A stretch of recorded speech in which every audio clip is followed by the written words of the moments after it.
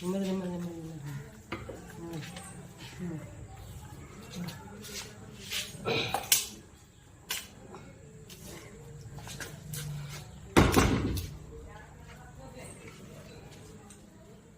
Friends చూసారా?